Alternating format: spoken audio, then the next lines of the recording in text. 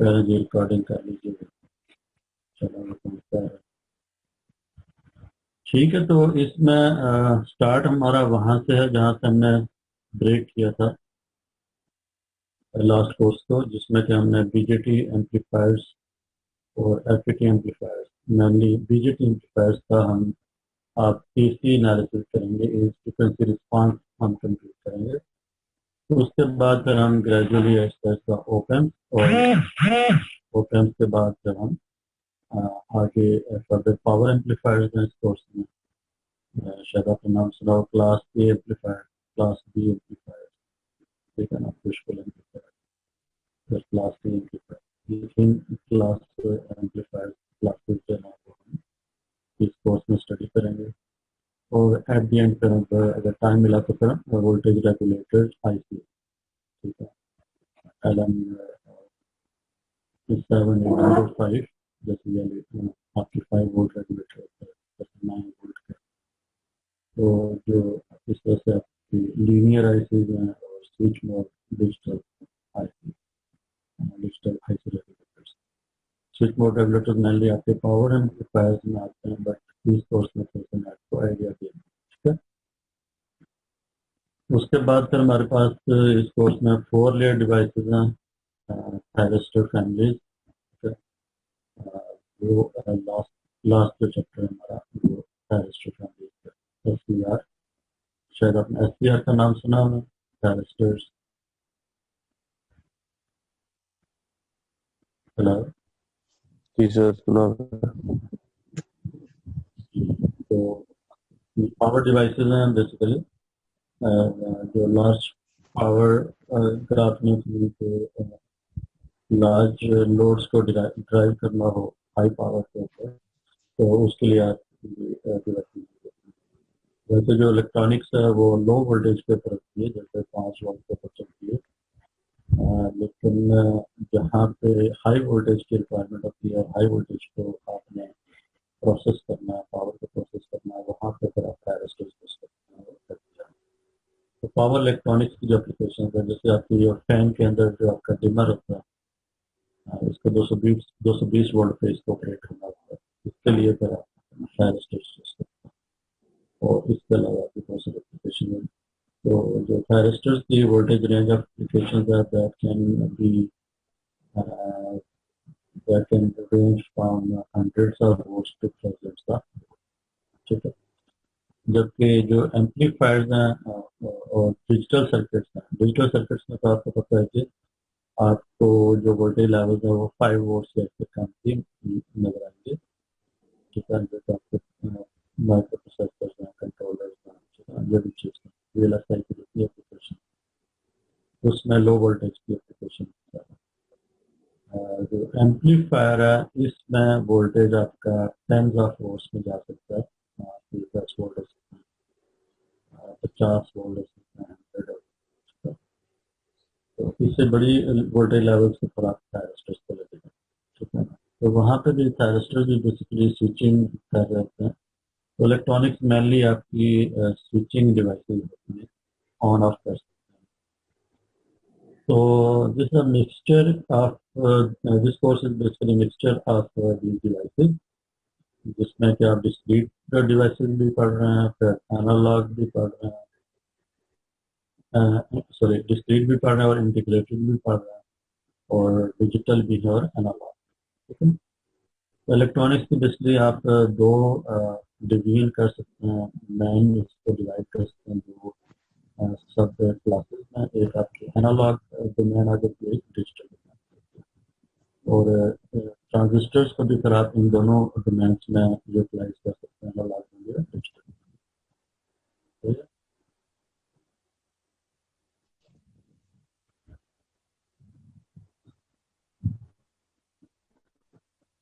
तो अभी जो है वो अगर मैं आपसे पूछूं, और लास्ट क्लास में पिछले हफ्ते मैंने आपको कहा था कि आप थोड़ा सा चीज़ों को देख के आए, अ, जो EDC के कोर्स में आपने एम्पलीफायर स्टडी किए हैं, उसमें मैंने बताया था कि 3, 4 और 5 जो आपकी टेक्स्ट बुक है,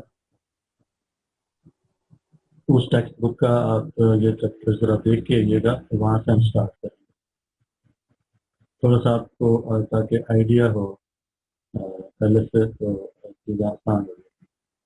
तो अगर किसी ने उसको गो थ्रू किया तो मुझे थोड़ा सा आइडिया दें कि आपने लास्ट कोर्स में एम्पलीफायर से रिलेटेड क्या कुछ स्टडी किया था, और उसमें हम ने कौन कौन से सर्किट्स देखे थे, और उसमें हमने कौन कौन से पैरामीटर्स को एनालाइज। तो यहाँ से स्टार्ट कर लेते हैं जी। और फिर बता सकता है मुझे कि एम्पलीफायर जो हमने लास्ट टाइम स्टडी किया था, कौन कौन से एम्पलीफायर स्टडी किए थे, नाम बता सकते हैं?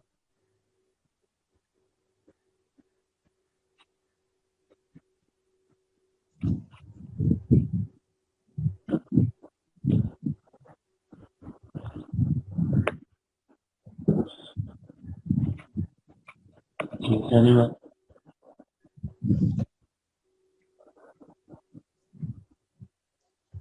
तो वजी ही बोल रहे हैं। रूपा तलखा या नाश्ता तो नहीं करना चलेगा? आवाज आ रही है आप सबको? Yes sir. जी सर, आ रही है। कैमरा वगैरह है तो ऑन कर सकते हैं, थोड़ी सी मदद इंटरनेट मेरे पास 10 मिनट की।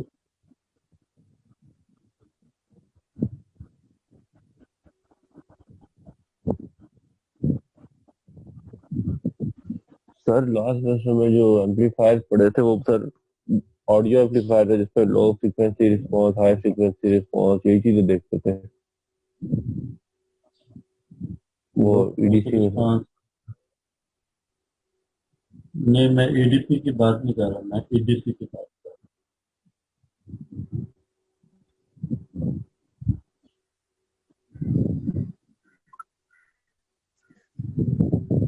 इसमें स्टूडेंट्स रिपीटर हैं या तो फ्रेश भी हैं?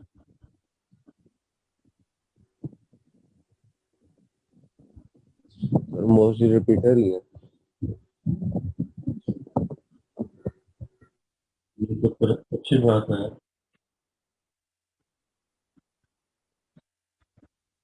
मतलब कि मुझे बहुत ज्यादा मेहनत अब नहीं करनी पड़ेगी, ऐसे ही। क्या सर? फ्रेश भी है। मेहनत तो सर करनी पड़ेगी। आप लोगों को शायद करनी पड़ेगी, मुझे इतना नहीं करनी पड़ेगी। मेरे पास जो है ना वो रिकॉर्डिंग लेक्चर कर रहे हैं, आप लोग पहले से कर चुके हैं और कोर्स तो गो थ्रू कर चुके हैं। रुबा, आप सेकंड टाइम पढ़ रही हैं?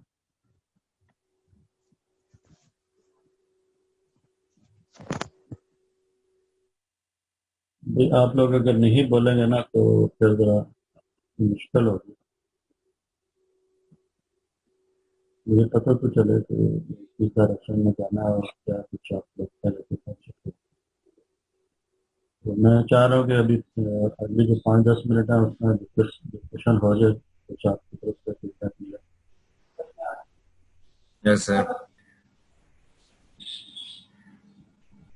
रिकॉर्ड सब मैसेज कर दें।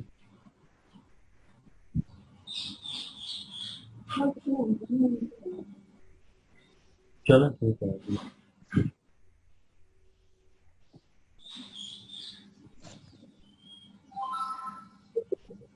ओके। हेलो। यस जी सर। सर। जी सर।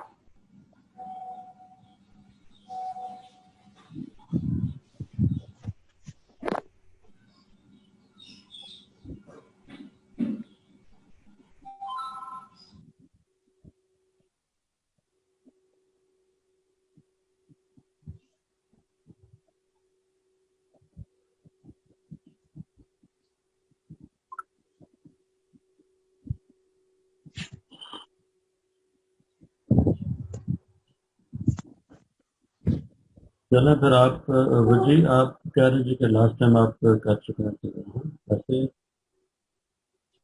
कल्चर जी रिस्पॉन्स सर। की बात।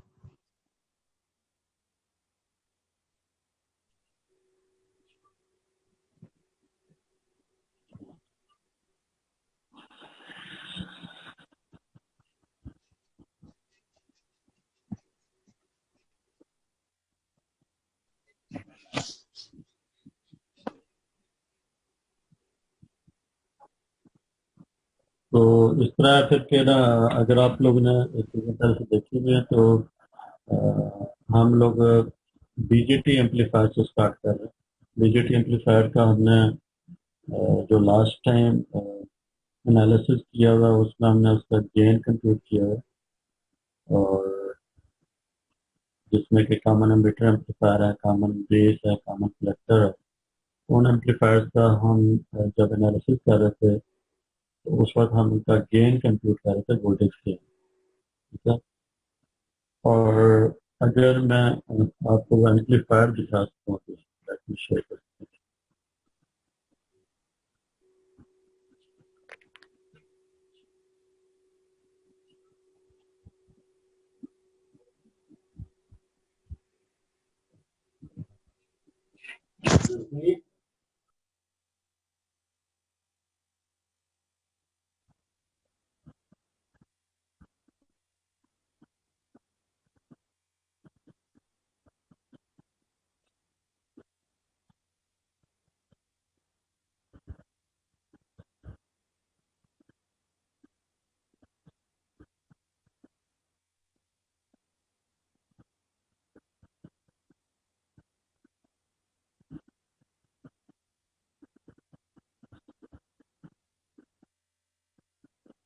अच्छा, ये एम्पलीफायर आप लोगों को विजिबल है?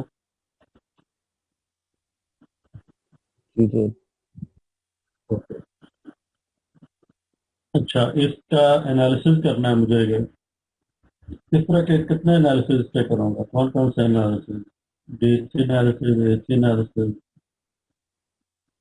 डीसी एनालिसिस क्या क्या पर्पज होता है और एसी एनालिसिस क्या क्या पर्पज होता सर एसी एनालिसिस होगा ना, क्योंकि हमारी इनपुट तो एसी सिंगल ही है।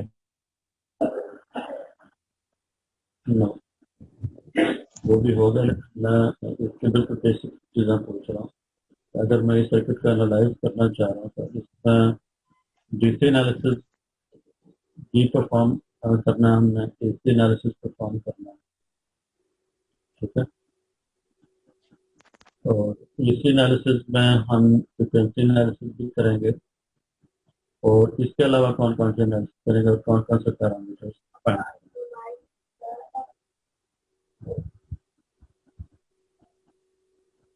जी,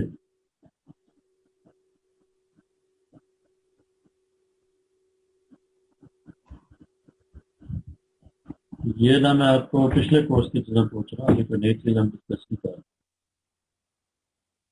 पहली बात ये कि इस एम्पलीफायर से आपकी एक फेमिलैरिटी है। Have you seen this amplifier earlier? जी सर, देखा हुआ है। ठीक है। इसका नाम बताएंगे कौन सा है, ये किस टाइप का है, कौन सा ट्रांजिस्टर है, और फिर कौन सी कॉन्फ़िगरेशन है?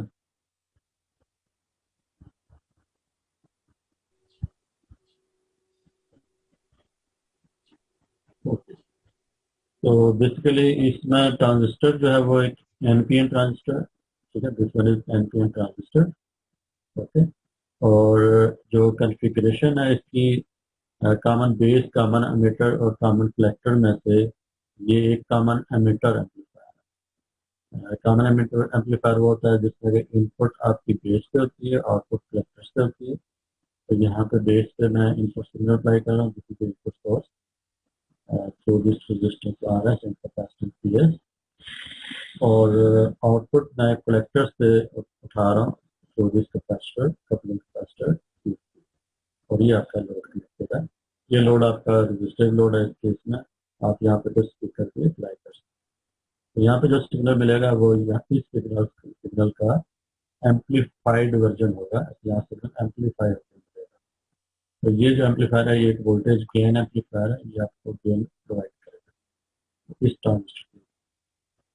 और जो बायसिंग कॉन्फ़िगरेशन है इसकी, वो एक वोल्टेज डिवाइडर बायस सर्किट है।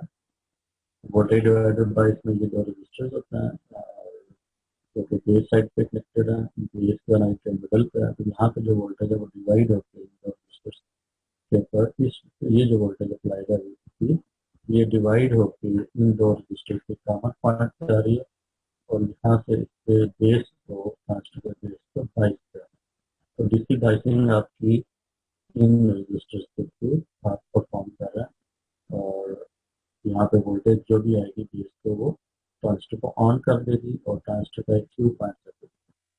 तो इस सर्किट में जो मैं एनालिसिस का पूछ रहा था आपसे, तो एनालिसिस हम इसका डीसी एनालिसिस करते हैं पहले। तो डीसी एनालिसिस का मतलब है कि हम इस पर पहले एसी अप्लाई नहीं करते, आप सिर्फ डीसी अप्लाई करके इसका क्यू पॉइंट सेट करते हैं is to the active region, जो कि किसी भी एम्पलीफायर के लिए एसेंशियल है। तो सबसे पहला स्टेप है कि एम्पलीफायर को आप डीसी बाइस करके एक्टिव रीजन में रखते हैं ताकि आप इसको एज ए एम्पलीफायर यूज कर सकें। ठीक है ना। तो पहले आपका जो पहला स्टेप है वो इसका डीसी एनालिसिस है। और डीसी एनालिसिस में क्या करते हैं, डीसी एनालिसिस में आप ये डीसी अप्लाई कर देते हैं विद रिस्पेक्ट टू ग्राउंड, और जितने भी सिग्नल एसी के रेलेवेंट चीजें हैं जैसे एसी सोर्स है, लोड है, इसको आप डिस्कनेक्ट कर देते हैं। जितने भी कैपेसिटर्स हैं आप उनको ओपन सर्किट कर देते हैं। ठीक है ना। तो कैपेसिटर सारे ओपन हो जाएंगे। There would not be any signal source and load. तो लोड भी नहीं होगा, सिग्नल सोर्स भी नहीं होगा। You are only left with this DC biasing circuit. तो डीसी एनालिसिस एक अलग से एक पूरा चैप्टर है, चैप्टर 4, जिसमें हम हमारे पास अगर कोई भी सर्किट हो ट्रांसफर बेस, तो उसका डीसी एनालिसिस कैसे करना है, कैसे इक्वेशंस पे लिखनी है, बेस करंट फाइंड करना है, बेस करंट फाइंड करने के बाद कलेक्टर करंट फाइंड करना है, और फिर कलेक्टर को एमिटर वोल्टेज। इसमें ये 3 पैरामीटर्स इंपॉर्टेंट होते हैं डीसी एनालिसिस। और इसके लिए कैपेसिटर ओपन कर देते हैं आप, और सिग्नल को आप डिस्कनेक्ट कर। ठीक है। डीसी एनालिसिस के बाद आप एसी एनालिसिस परफॉर्म करना, नेक्स्ट स्टेप है एसी एनालिसिस। एसी एनालिसिस का जो ऑब्जेक्टिव होता है कि वही होता है कि आप इसका एम्पलीफायर का गेन कंप्यूट करें। ये कितना एम्पलीफाई करेगा, ये जो एम्पलीफायर आपको नजर आ रहा है अभी, ये कितना सिग्नल को एम्पलीफाई करेगा। तो this circuit has certain gain, voltage gain. Voltage gain is output over input. इस केस में इनपुट आपकी वी एस है, सप्लाई वोल्टेज, सोर्स वोल्टेज, और जो आउटपुट है that is taken from the V load. Output load के तक voltage output V naught over V S is the complete gain of the amplifier. Gain कैसे compute करना है, उसके लिए आप डीसी सोर्स को आप एलिमिनेट कर देते हैं, जीरो कर देते हैं। ठीक है। और इस एसी सोर्स को फिर आप रिटर्न, राइट। ये बात समझ आ रही है। Yes sir. एसी एनालिसिस में हम कौन से पैरामीटर में इंटरेस्टेड है, एम्पलीफायर का गेन। गेन हम कंप्यूट करना है फर्स्ट ऑफ ऑल, एम्पलीफायर का गेन। एम्पलीफायर में सबसे इम्पोर्टेंट जो हमारे लिए जिस चीज के लिए हमने एम्पलीफायर डिजाइन किया है, एम्पलीफायर पढ़ रहे हैं या एम्पलीफायर बना रहे हैं, वो है कि कितना एम्पलीफाई है। एम्पलीफिकेशन का जो पैरामीटर है वो है वोल्टेज गेन। ठीक है, कितना इसका वोल्टेज गेन। ठीक है, ओके। और फिर आपको ये भी पता होना चाहिए कि ये गेन कंप्यूट करने के लिए हम सर्किट को कैसे अप्रोच करते हैं, उसको एनालाइज कर सकते हैं। तो कैसे एनालाइज करते हैं,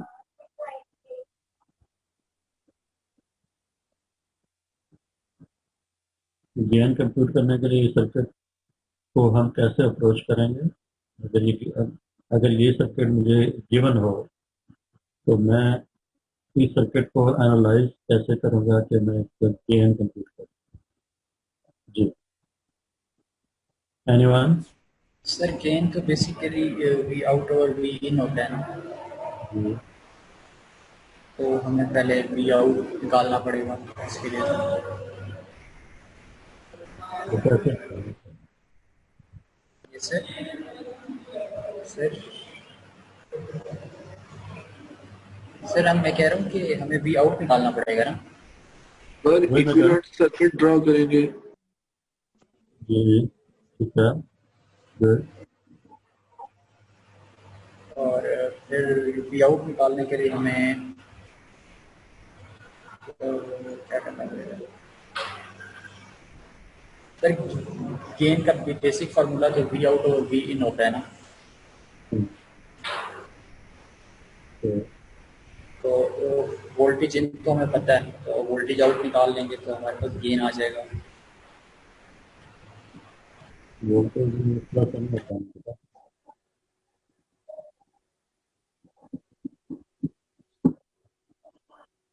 बेसिकली। आपको अगर मैं यहाँ वी एस वन वोल्ट दूँ, ठीक है, 1 वोल्ट अप्लाई करूँ पर वोल्ट, और ये सर्किट इस सर्किट का गेन कितना होगा, वो मैं मुझे कैसे पता चलेगा कि वो इतनी आउटपुट प्रोड्यूस करेगा। फॉर एग्जाम्पल मैं कहता हूँ यहाँ मैं 1 वोल्ट देता हूँ और मुझे आउटपुट पे 10 वोल्ट मिल जाता है, तो इसका मतलब है कि इस एम्पलीफायर का गेन कितना होगा, 10 होगा। ठीक है, राइट। आवाज आ रही है? हेलो। जी सर, आ रही है आवाज। अच्छा, ये मीटिंग जो है ना, अभी 5 एक मिनट में खत्म हो जाएगी, तो फिर दोबारा इसी लिंक से आपने ज्वाइन करना है, ठीक है। जी सर। तो बेसिकली ये जो मैं बात कर रहा हूँ कि इसको अगर मैं 1 वोल्ट दूंगा और आउटपुट पे 10 वोल्ट आ जाएंगे, तो इसका गेन, इस सर्किट का गेन 10 है। अगर मैं इसको ब्लैक बॉक्स कंसिडर करूँ, ये एक ब्लैक बॉक्स है, फॉर एग्जाम्पल मैं कहूँ कि ये एक ब्लैक बॉक्स है एम्पलीफायर, इसको मैं 10 वोल्ट यहाँ पे सिग्नल जो है ना वो अप्लाई करता हूँ और यहाँ से मुझे आउटपुट मिल जाती है। यहाँ पे मैं 1 वोल्ट देता हूँ और यहाँ पे 10 वोल्ट आ जाता है। इसका मतलब जो ब्लैक बॉक्स है ये कितना गेन दे रहा है, 10 का गेन। तो कौन सी चीजें हैं, पैरामीटर्स हैं सर्किट में, क्या चीज है कि जो कि इसके गेन को सेट कर रही है इस वैल्यू पे। इसका गेन एक फिक्स क्वांटिटी या कांस्टेंट है जो कि इस सर्किट का अपना पैरामीटर है, तो वो हम कैसे एनालाइज कैसे करेंगे सर्किट को, वो गेन कैसे करेंगे सर आर ई और सी ई पे होगा ना, तो वो उस पे डिसाइड होता है। इस पर। आर सर, एमिटर पहले रजिस्टर पे और कलेक्टर उसके कैपेसिटर पे। जी जी बिल्कुल, तो वो इसका एनालिसिस करके एक फार्मूला डिराइव होता है, ठीक है। वो फार्मूला जो है ना वो इस सर्किट को एनालाइज करने के बाद आप उसको डिराइव करेंगे, उस फार्मूले से पता चलेगा कि ये गेन इसका कितना बनेगा, इन कंपोनेंट्स की क्या वैल्यूज है, तो वहां से फिर आपका वो रिलेशनशिप है, ठीक है। तो मेरा पॉइंट ये है कि फिर आप उसको कैसे एनालाइज करेंगे, उसके लिए फिर आप इसका एसी एनालिसिस को फॉर्म करेंगे, इसका एसी इक्विवेलेंट सर्किट ड्रा करेंगे, कैपेसिटर्स को शॉर्ट सर्किट कर देंगे, कैपेसिटर, ठीक है, ट्रांजिस्टर को सारी मॉडल। जी, बात सही नहीं आ रही आपकी।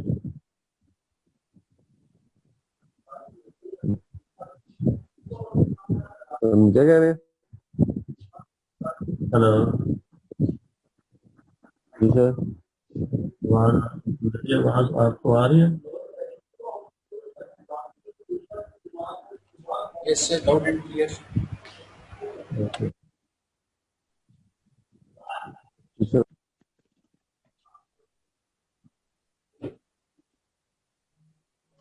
हेलो। जी जी, तो जी सर, आ रही इसके है सर लिए आपकी। एसी एनालिसिस है ना बेटा, वो चैप्टर 5 आपका जो complete AC analysis BJT amplifier का एसी एनालिसिस से रिलेटेड है, चैप्टर 5 जो आपके टेक्स्ट बुक है, वो सारा इन सर्किट्स को कवर कर रहा है, ठीक है, राइट। जी सर। तो अब अगर आपको यहाँ तक आइडिया है इस एम्पलीफायर का, तो इसके नेक्स्ट स्टेप के ऊपर हम देखेंगे कि इस एम्पलीफायर को जब हम एसी अप्लाई करेंगे, और एसी जो है वो आपको पता है कि एसी सिग्नल उसकी एक सर्टेन फ्रिक्वेंसी रेंज हो। लेट से आपके पास एक ऑडियो एप्लीकेशन है, ठीक है, आप एक ऑडियो एम्पलीफायर बनाओ। ऑडियो एम्पलीफायर में आपको पता है कि ऑडियो कंटेंट्स होते हैं, वो किस फ्रिक्वेंसी रेंज में होते हैं।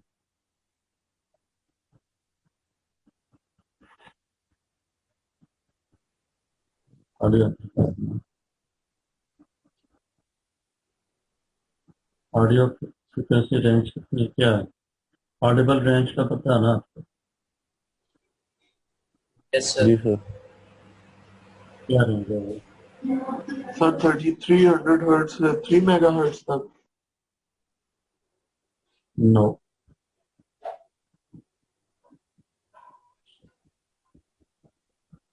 सर ऑडिबल 20 जो हर्ट्ज रेंज से, सर 20 हर्ट्ज से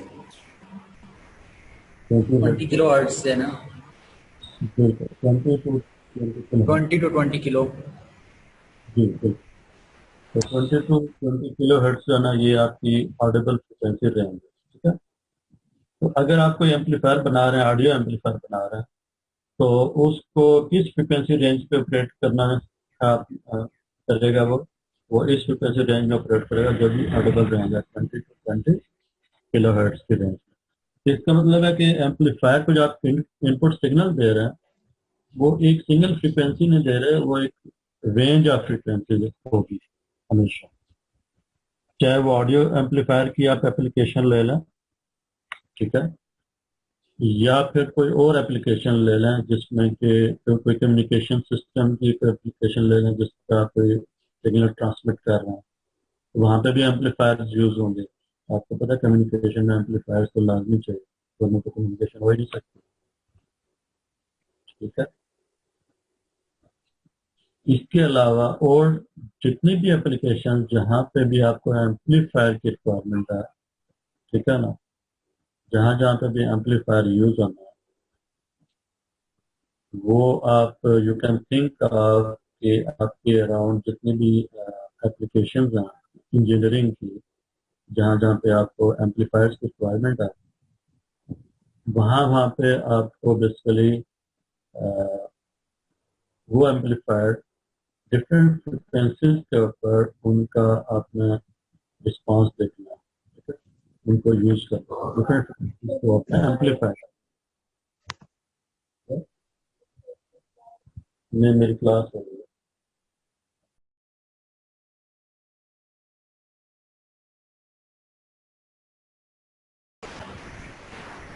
सर आपकी आवाज़ नहीं आ रही।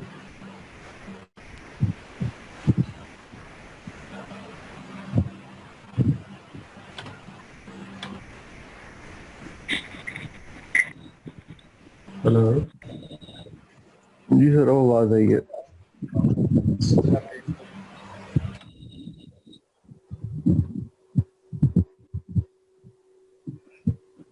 राइट। तो अभी हम जो डिस्कशन कर रहे हैं वो इस सर्किट के हवाले से कर रहे हैं, तो इसी को कंटिन्यू रखते हैं। तो मैं बात कर रहा था कि जो भी एम्पलीफायर आप किसी भी एप्लीकेशन में यूज़ करते हैं, तो इसमें जो एक इम्पॉर्टेंट चीज़ होती है वो ये होती है कि वो किस फ्रिक्वेंसी को उसमें एम्पलीफाई करना है। जैसे मैंने ऑडियो की बात की, तो ऑडियो में आप 20 टू 20 किलो हर्ट्ज की जो फ्रिक्वेंसी है, इस रेंज के अंदर आप चाहते हैं कि मेरे सिग्नल एम्पलीफाई हों। तो जैसे उसमें कि कोई आपका वॉइस स्पीच है, कोई वोकल्स हैं, जैसे कोई सॉन्ग है, तो सॉन्ग जब प्ले करते हैं तो उसमें ऑडियो भी है, मतलब जो सिंगर है उसकी आवाज़ भी है, और बाकी इंस्ट्रूमेंट्स हैं उनकी भी साउंड है।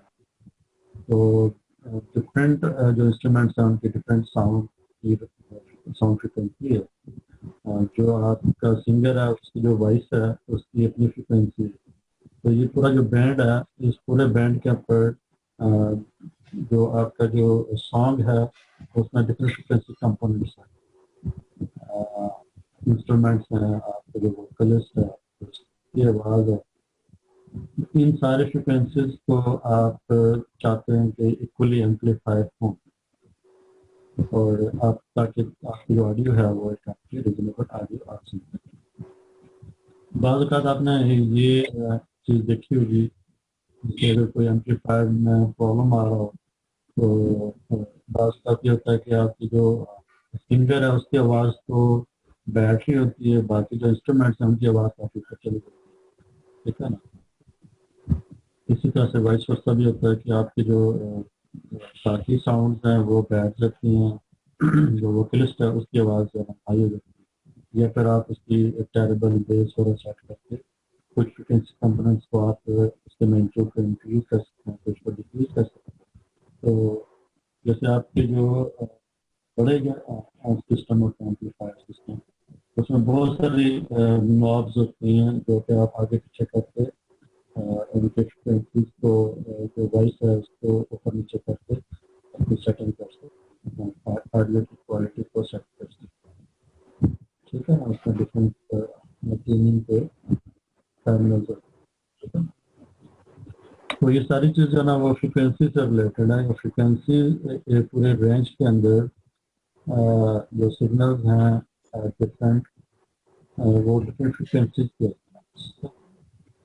उसमें फिर जो एम्पलीफायर है अगर आप चाहते हैं कि सारी फ्रिक्वेंसीज को वो इक्वली एम्पलीफाई करे तो वो किस तरह से होगा, वो उसके फ्रिक्वेंसी रिस्पांस से पता चलेगा कि कौन सी फ्रिक्वेंसीज जो है वो एम्पलीफाई हो रही हैं, कौन सी फ्रिक्वेंसी एम्पलीफाई नहीं हो रही, ठीक है? तो मुझे ये बताएं कि किस फ्रिक्वेंसी रेंज के ऊपर अगर आपसे कहा जाए कि एक एम्पलीफायर है या आप एक एम्पलीफायर बनाना चाह रहे हो तो आप उसको किस फ्रिक्वेंसी रेंज के ऊपर आप उसको डिज़ाइन करेंगे? आप तो कौन सी फ्रिक्वेंसीज में आप इंटरेस्टेड होंगे, किस फ्रिक्वेंसी को आप एम्पलीफायर करेंगे? जी,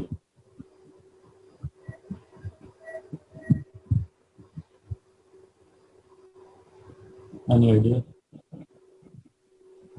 मतलब एक एम्पलीफायर है उसको आप कौन सी फ्रिक्वेंसी पे ऑपरेट करेंगे, क्या फ्रिक्वेंसी रेंज है?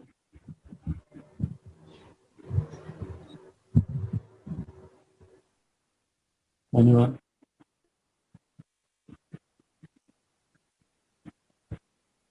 मतलब कि क्वेश्चन आप रिपीट करना समझ गया। ये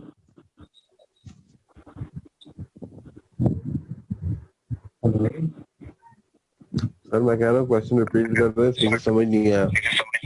हाँ क्वेश्चन मेरा ये है कि आपको कहा जा रहा है कि एक एम्पलीफायर आपने डिज़ाइन करना है या एक एम्पलीफायर आपको चाहिए किसी पर्टिकुलर सिचुएशन में, या अगर आपको कहा जाता है कि एक एम्पलीफायर आपको डिज़ाइन करना है या चूज करना है तो आप किस फ्रिक्वेंसी पे आप इसको ऑपरेट करेंगे? सर वो तो आपकी रिक्वायरमेंट डिपेंड करता है ना कि आपने कौन सी फ्रीक्वेंसी रेंज में उसको ऑपरेट करवाना है। ठीक है, बिल्कुल सही। तो इट डिपेंड्स कि आप उस एम्पलीफायर को किस एप्लीकेशन के लिए आप डिज़ाइन करना चाहते हैं। जी तो सर। नेक्स्ट क्वेश्चन मेरा होगा कि आप के ख्याल में फ्रिक्वेंसी रेंज क्या है बेसिकली, किस फ्रिक्वेंसी रेंज पे आपकी एप्लीकेशन इस वक्त इंजीनियरिंग एप्लीकेशन इस वक्त चल रही है? सर जिसका अब जिसका सर ह्यूमन 50 की hertz. Listening, sir human listening frequency 20 hertz से 20 किलो हर्ट्ज है। तो सर वो एक लिसनिंग फ्रीक्वेंसी अगर हम कोई ऑडियो एम्पलीफायर बना रहे हैं तो वो इसी फ्रीक्वेंसी में लाई करेगा।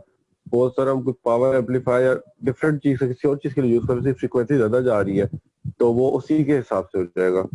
वो किसी 100K तक जा रही है जैसे। तो range of interest of frequency जो है ना वो बेसिकली आपकी एप्लीकेशन पे डिपेंड कर रही है।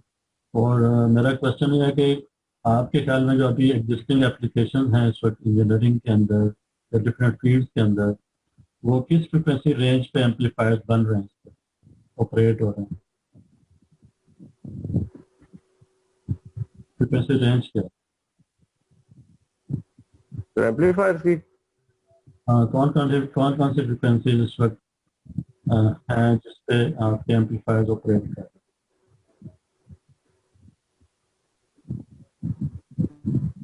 आपकी डिफरेंट एप्लीकेशन में एम्पलीफायर यूज हो रहे हैं ना? जी सर। तो एक ट्रांजिस्टर है, वो कौन कौन से एम्पलीफायर फ्रिक्वेंसी को एम्पलीफाई कर सकता है? सर कोई भी फ्रीक्वेंसी जो 300 गीगाहर्ट्ज तक जाती है उस तक जो होता है ना एम्पली जो आपके होते हैं एम्पलीफायर होते हैं वो फ्रीक्वेंसी को एम्पलीफाई कर सकते हैं मैक्सिमम 300 गीगाहर्ट्ज तक। और लो रेंज के ऊपर, लो फ्रिक्वेंसी रेंज के ऊपर? लो फ्रीक्वेंसी सर लो तो वो ही होती है 20 हर्ट्ज तक ही होगी मिनिमम। वो तो ऑडियो है ना, ऑडियो। जी सर। ऑडियो तो 20 हर्ट्ज की है, इससे लो फ्रिक्वेंसी के ऊपर कोई एप्लीकेशन नहीं है। सर होती तो है। जैसे हार्ट बीट है आपकी, हार्ट के ऊपर जो कोई सेंसर लगा होगा और उसको आपने एम्पलीफाई करना होगा क्योंकि 50 हर्ट्ज के अराउंड ये सिग्नल होता है। बिल्कुल सर। सर तो 70 बीट्स होती है ना पर मिनट की, तो 70 जी 70 सर हर्ट्ज 70 बीट सेकंड होती है ना उसमें, पर मिनट होती है। तो जो आपकी डीसी जो होता है, डीसी सिग्नल, इसकी फ्रिक्वेंसी क्या होती है? डीसी में तो फ्रीक्वेंसी नहीं होती ना। हाँ बिल्कुल, डीसी जो होता है उसकी फ्रिक्वेंसी 0 होती है, ठीक है ना? तो क्या कोई एम्पलीफायर डीसी को भी एम्पलीफाई करता है? डीसी एम्पलीफायर देखते हैं, कभी देखे हम उसमें? सर वो उससे होता है कि सर वो उससे होता है कि वो आप समझने वाला गेट ही काम कर रहा होता है। आपने डीसी दी है तो जो आपकी फिक्स वैल्यू जो वीसीसी पे आ रही होती है उसी को आउटपुट पे दे देता है।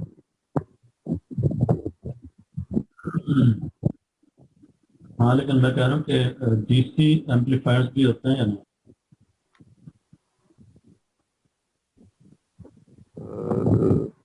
नहीं होते sir. Anyone sir DC amplifier नहीं होते, एसी एम्पलीफायर ही होते हैं।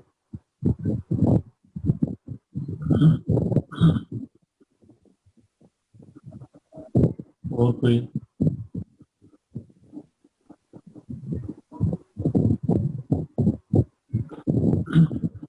बेसिकली जो एम्पलीफायर है ना वो डीसी भी होता है, डीसी को भी एम्पलीफाई कर सकते हैं। डीसी का मतलब है कि 0 हर्ट्ज, और 0 से थोड़ी सी भी फ्रिक्वेंसी अगर ज्यादा होगी, फ्यू हर्ट्ज, 1 हर्ट्ज जैसे का, तो 1 hertz is very close to DC. तो 1 हर्ट्ज को भी आप कुछ एप्लीकेशन होंगी जिसमें कि 1 हर्ट्ज को भी आप एम्पलीफाई करना चाहेंगे। तो एक ऐसा एम्पलीफायर जो कि डीसी को भी एम्पलीफाई कर सकता हो, ठीक है ना? तो वो एम्पलीफायर हम चाहेंगे कि right from 0 hertz up to the, जैसे आपने कहा, गीगाहर्ट्ज, और इवन इससे भी ऊपर फ्रीक्वेंसी, इन सारी रेंज के ऊपर आप चाहेंगे कि आप किसी भी एप्लीकेशन में आपके एम्पलीफायर की रिक्वायरमेंट है, तो आप एक एम्पलीफायर डिजाइन करके सिग्नल को एम्पलीफाई कर सकते हैं।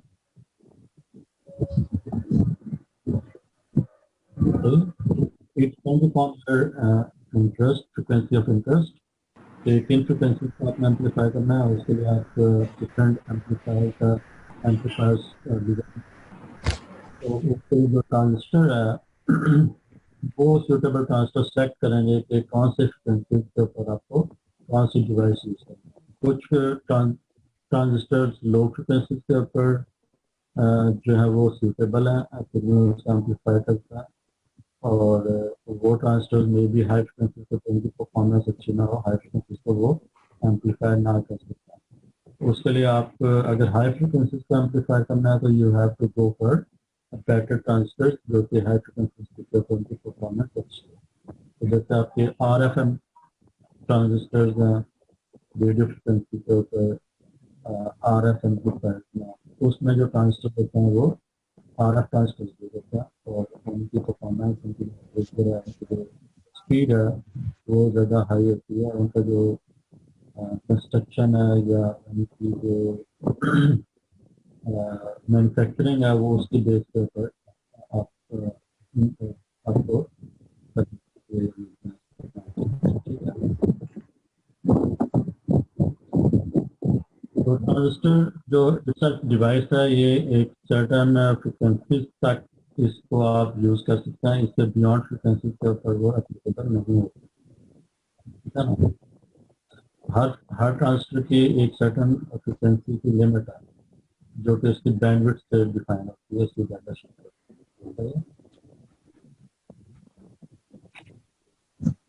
राइट।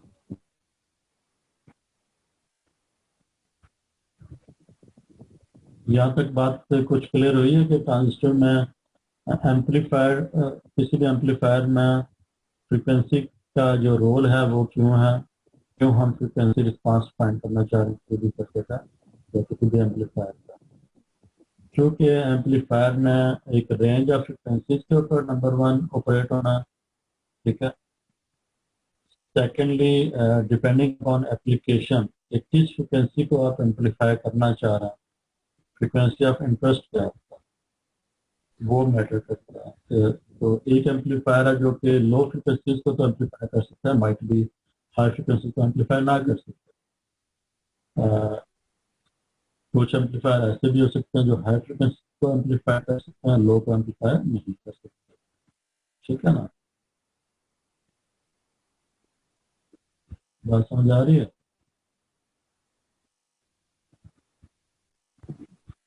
आ रही है। यस सर, आ रही है। तो अब हम आते हैं कि फ्रीक्वेंसी रिस्पांस क्या होता है किसी भी एम्पलीफायर। तो फ्रीक्वेंसी रिस्पांस बेसिकली हमारा एसी एनालिसिस का पैरामीटर है।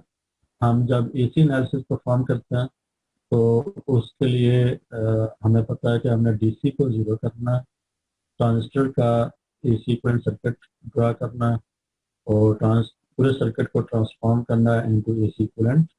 कैपेसिटर्स जितने भी हैं वो शॉर्ट सर्किट हो जाएंगे और फिर हम इस सर्किट का एसी एनालिसिस हम करके देखेंगे। और जो हमारा इंटरेस्ट होगा वो ये होगा कि हम इस एम्पलीफायर का जो गेन है ये कितना एम्पलीफाई करेगा as far as frequency is concern, किस फ्रिक्वेंसी पे ये एम्पलीफाई करेगा, किस फ्रिक्वेंसी पे ये एम्पलीफाई नहीं करेगा, वो हमने देखना है, ठीक है। और उसका एनालिसिस करना है, राइट।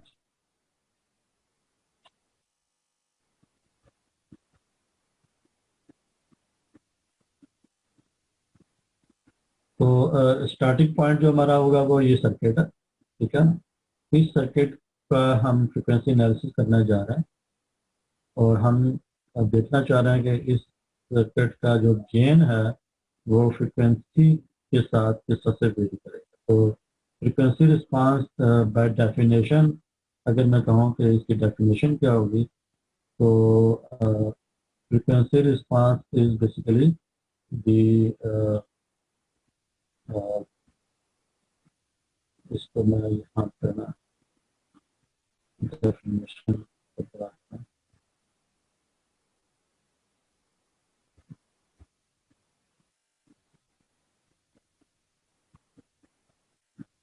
ये नजर आ रहा है आपको?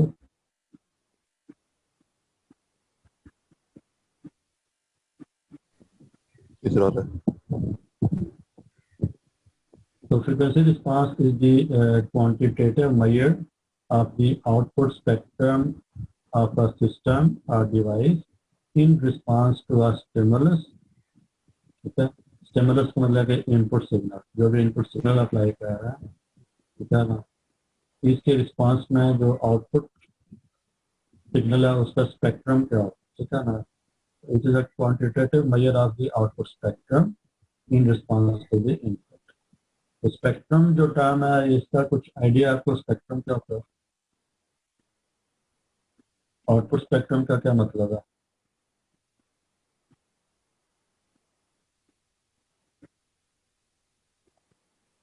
सर आउटपुट रेंज जो है।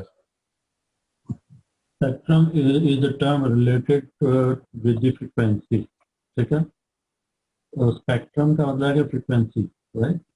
कि जो भी आउटपुट का जो रिस्पांस आएगा उसमें कौन कौन से फ्रीक्वेंसी कंटेंट्स हैं, ठीक है। Spectrum is related to the frequency contents, right? तो ये कहते हैं frequency response is basically quantitative measure of the output spectrum. Quantitative का मतलब है कि इसको आप क्वांटिफाई कर सकते हैं, इसको आप मेजर कर सकते हैं, इसको वैल्यू असाइन कर सकते हैं। तो फ्रीक्वेंसी स्पेक्ट्रम में किस फ्रीक्वेंसी के ऊपर क्या वैल्यू होगी रिस्पांस की, that is called frequency response and it is used to characterize the dynamics of the system, right? तो इन शॉर्ट इसको सिंपल वर्ड्स में हम कहते हैं it is the measure of the magnitude and phase of the output as a function of frequency. ठीक है? So it is simply measure of the magnitude which is the output signal का magnitude and the phase. ठीक है? तो basically जो आप जब भी कोई एम्पलीफायर को इनपुट सिग्नल अप्लाई करेंगे तो उसके रिस्पांस में जो आउटपुट प्रोड्यूस करेगा एम्पलीफायर, उस आउटपुट का जो मैग्नीट्यूड है उसकी वैल्यू, और जो आउटपुट और इनपुट के दरमियान जो फेज डिफरेंस होगा, ठीक है, उन ये दोनों पैरामीटर्स जो हैं वो फ्रीक्वेंसी के साथ वेरी करेंगे। जो आप इनपुट सिग्नल की फ्रीक्वेंसी चेंज करेंगे, आउटपुट सिग्नल का जो मैग्नीट्यूड है वो चेंज होगा, और जो फेज होगा विद रिस्पेक्ट टू इनपुट वो वेरी होगा। तो बेसिकली आप करेंगे ये कि फॉर एग्जांपल मैं आपको कहता हूँ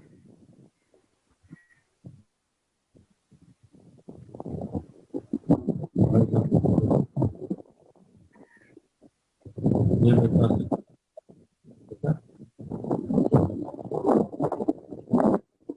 तो मैं इनपुट अप्लाई करता हूँ और उससे मैं आउटपुट लेता हूँ, ठीक है, this is my input and this is my output, और इनपुट के ऊपर मैं जो इनपुट है वो मेरी, मैं इसको कांस्टेंट सिग्नल देता हूँ, लेट्स से 1 वोल्ट का, ठीक है, और आउटपुट जो होगी वो इसकी मैं मेजर कर लेता हूँ, जो भी आउटपुट आएगी।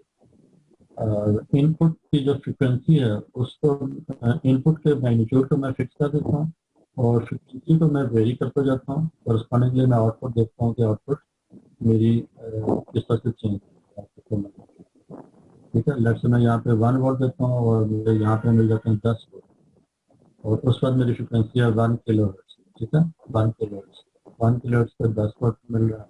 फिर मैं देखता हूँ कि 2 किलो हर्ट्ज पे कितना मिल रहा है, फिर 3 के ऊपर कितना मिल रहा है। तो यहाँ पे ना हम वैल्यूज देखते हैं कॉरस्पॉन्डिंग आउटपुट, ठीक है। तो 1 पे 10 है तो 2 के ऊपर कितने हैं, 3 के ऊपर कितने हैं, तो फ्रीक्वेंसी मैं इंक्रीज करता जाऊँ, ठीक है, और आउटपुट सिग्नल का जो मैग्नीट्यूड है उसको मैं देखता जाऊँ कि किस तरह से चेंज हो रहा है। फ्रीक्वेंसी इंक्रीज करने से मैग्नीट्यूड का इंक्रीज हो रहा है या डिक्रीज हो रहा है, ठीक है, तो उसको मैं मॉनिटर करता हूँ। तो this is what is called the frequency response, which is basically the measure of the magnitude of the output as a function of what? Frequency. ठीक है।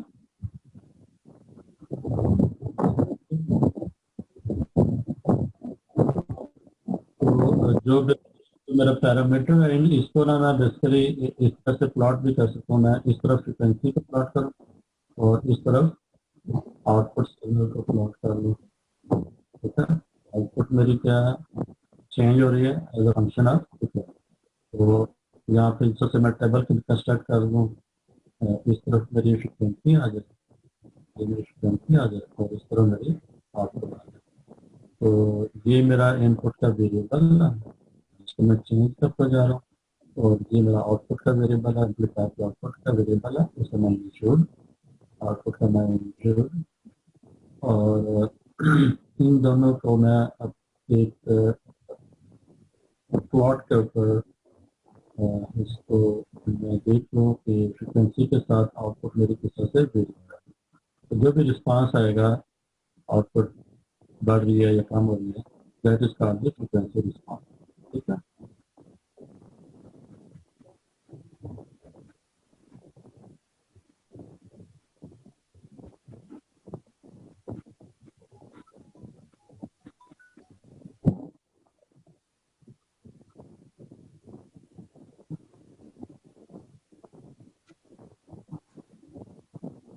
Okay.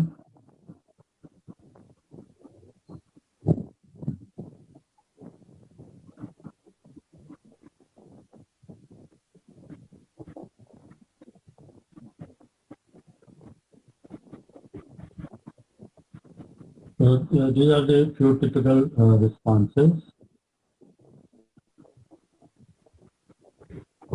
जिसमें आप देख सकते हैं कि एक्स एक्सिस के ऊपर आपके पास एक फ्रिक्वेंसी है आपके एक्स एक्सिस के ऊपर और वाई एक्सिस के ऊपर आपका गेन है. Gain is what? Gain is output और इनपुट. ओके. और जो इनपुट है वो हमारी कांस्टेंट है.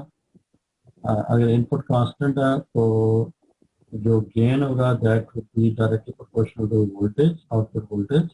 तो इसका मतलब कि अगर जो आउटपुट है, आउटपुट वोल्टेज वो चेंज होगी तो गेन भी चेंज होगी. Input constant.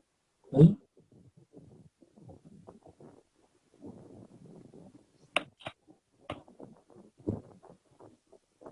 तो this is a typical frequency response of amplifier जिसमें कि आप उसको प्लॉट किया अपने अगेंस्ट फ्रीक्वेंसी. तो फ्रीक्वेंसी के अगेंस्ट आपने इसके आउटपुट वोल्टेज या फिर गेन, तो बात आउटपुट वोल्टेज हो या गेन हो एक ही बात. ठीक है. क्योंकि इनपुट आपने कांस्टेंट रखी है. तो जो एम्पलीफायर का गेन है वो फ्रीक्वेंसी के साथ साथ जिस तरह से चेंज होगा उसको आपने प्लॉट किया. तो ये जो रिस्पांस है ये आपको बताएगा कि इस पर्टिकुलर एम्पलीफायर का जो गेन है वो फ्रीक्वेंसी के साथ किस तरह से चेंज. तो इसमें आप देख सकते हैं कि कुछ फ्रीक्वेंसी पर गेन आपका लो है. ठीक है. यहाँ पे भी आप देख सकते हैं इस तरफ आपका गेन लो होगा इन फ्रीक्वेंसी के ऊपर और कुछ फ्रीक्वेंसी के ऊपर गेन आपका मैक्सिमम हाई. इन फ्रीक्वेंसी का आपको गेन मैक्सिमम मिल रहा है, हाई गेन मिल रहा है. और इन फ्रीक्वेंसी के ऊपर आपको gain low.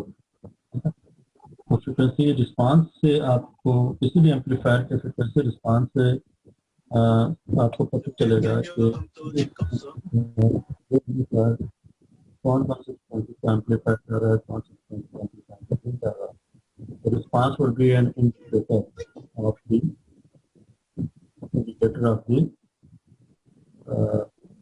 amplifier about its frequency spectrum. Okay.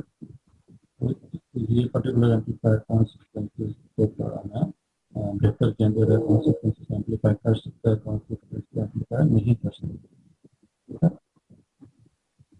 फिर हम देखेंगे कि कौन से पैरामीटर्स हैं जिनकी वजह से ये इसका गेन जो है वो वीक है, लो है. इस साइड के ऊपर भी इस साइड के ऊपर गेन हमें अच्छा नहीं मिल रहा. और कौन से पैरामीटर्स हैं जिनकी वजह से हमें मैक्सिमम गेन मिल रहा है. ठीक है. तो इस गेन को, इस रिस्पांस को इस किन पैरामीटर्स की वजह से ये गेन अफेक्ट होता है. आइडियली हमें एम्पलीफायर, कोई भी एम्पलीफायर है उसका आइडियली मुझे किस तरह का रिस्पांस चाहिए. हम क्या चाह रहे हैं कि आइडियली एम्पलीफायर का रिस्पांस क्या होना चाहिए.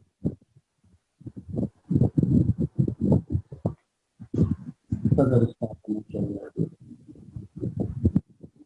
एनीवन?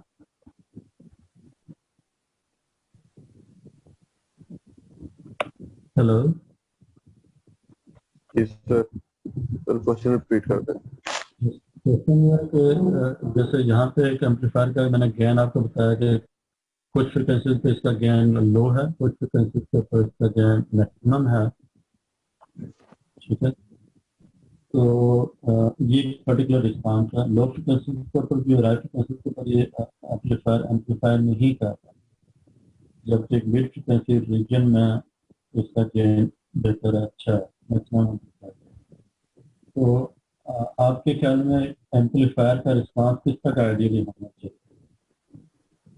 क्या ये रिस्पांस जो अभी आपको नजर आ रहा है ये दिस इज बेटर, या फिर आप चाहते हैं कि लो फ्रिक्वेंसी को भी एम्पलीफाई कर रहे हो, हाई फ्रिक्वेंसी को भी कर रहे हो. क्योंकि ये लो को भी नहीं एम्पलीफाई कर रहा, हाई को भी नहीं. नहीं समझ आई.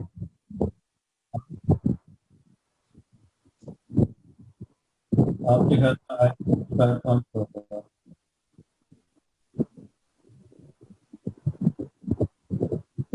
सर समझ नहीं आई सही से। तो मैं आपसे कहूँ कि एम्पलीफायर आप देखें। सर आवाज सही नहीं आ रही, इंटरनेट का इशू लग रहा है आपकी तरफ।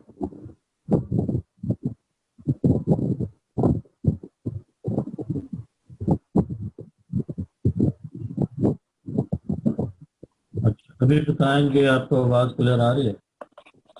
सर अब आ रही है। मैं ये कह रहा था कि आइडियल एम्पलीफायर का फ्रिक्वेंसी रिस्पांस कैसा होना चाहिए? सर वो पहले से नीचे लो फ्रीक्वेंसी से एक सर्टेन फ्रीक्वेंसी पे जाके सर वो स्टेबल हो जाता है, उससे ऊपर इंक्रीज नहीं करता।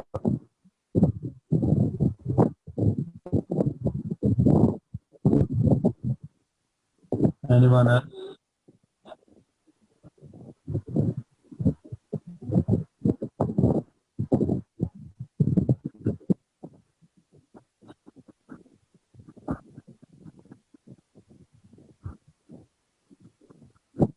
ऐसा एम्पलीफायर जो कि सारी फ्रिक्वेंसी को एम्पलीफाई करे वो आइडियल नहीं होगा क्या? होगा सर। बिल्कुल, ऐसा एम्पलीफायर जो सारी फ्रिक्वेंसीज को, तमाम फ्रिक्वेंसीज को एम्पलीफाई कर सके, that would B an ideal amplifier. ठीक है, जी सर। मैं जहाँ पे भी उसको यूज करना चाहूँ, लो फ्रिक्वेंसीज को एम्पलीफाई करना है वो यूज हो जाएगा, बहुत हाई फ्रिक्वेंसीज को एम्पलीफाई करना है तो एक एम्पलीफायर जो कि जो भी उसको सिग्नल फ्रिक्वेंसी दें उसको एम्पलीफाई कर सके, that would B an ideal amplifier. Ideal amplifier जो होता है उसकी जो बैंडविड्थ होगी वो that would B infinite, bandwidth infinite. अभी जो आपको यहाँ पे स्क्रीन पे नजर आ रहा है इसकी जो बैंडविड्थ है वो लिमिटेड है। ये लो फ्रिक्वेंसी को भी नहीं एम्पलीफाई कर रहा, हाई को भी नहीं कर रहा, फिर मिडल पे तकरीबन ये 100 हर्ट्ज के करीब से लेके तकरीबन 1 मेगाहर्ट्ज या लेस देन 1 मेगाहर्ट्ज एम्पलीफाई कर सकते हैं।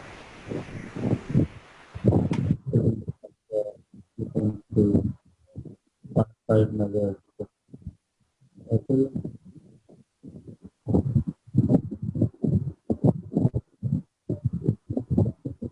इस एम्पलीफायर की जो बैंडविड्थ है दैट इज अराउंड 0.5 मेगाहर्ट्ज। ठीक है, तो ये 100 हर्ट्ज या you can say 80 hertz 90 hertz से लो फ्रिक्वेंसीज को ये एम्पलीफाई नहीं कर सकता। यू कैन से 10 हर्ट्ज की फ्रिक्वेंसी के ऊपर इसका रिस्पांस जीरो हो जाएगा। 10 हर्ट्ज के ऊपर गेन कितना हो जाएगा? गेन जीरो हो जाएगा। ठीक है, इसको एक्सपेंड करना है तो 10 हर्ट्ज को ये एम्पलीफाई नहीं कर सकता। 10 मेगाहर्ट्ज के ऊपर इसका गेन, 10 मेगाहर्ट्ज के ऊपर फ्रिक्वेंसी के ऊपर इसका गेन क्या हो रहा है? जीरो हो रहा है। ठीक है, तो 1 मेगाहर्ट्ज की फ्रिक्वेंसी है उसके ऊपर कुछ ना कुछ गेन मिल रहा है, मैक्सिमम नहीं है लेकिन कुछ ना कुछ सिग्नल आपको मिल रहा है। तो ये जो आपको अभी स्पेक्ट्रम नजर आ रहा है इसमें बहुत सारी फ्रिक्वेंसीज के अगेंस्ट, ठीक है ना, एक्सेस पे ये सारी फ्रिक्वेंसी कंपोनेंट्स हैं। तो सारी फ्रिक्वेंसीज के ऊपर, हर फ्रिक्वेंसी के ऊपर आपको गेन की इंफॉर्मेशन मिल रही है कि इस फ्रिक्वेंसी पे कितना गेन होगा, इस पे कितना गेन होगा, इस फ्रिक्वेंसी पे कितना गेन है। तो इस एम्पलीफायर को मैं ये डिफरेंट फ्रिक्वेंसीज के सिग्नल में दूंगा, हर फ्रिक्वेंसी के अगेंस्ट मुझे एक पर्टिकुलर गेन मुझे नजर आ रहा है।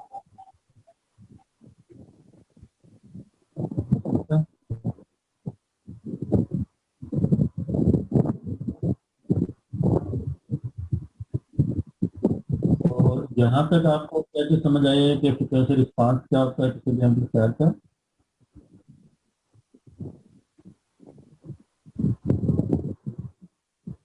इसको बाद में देखेंगे कि कंप्यूट कैसे करना है।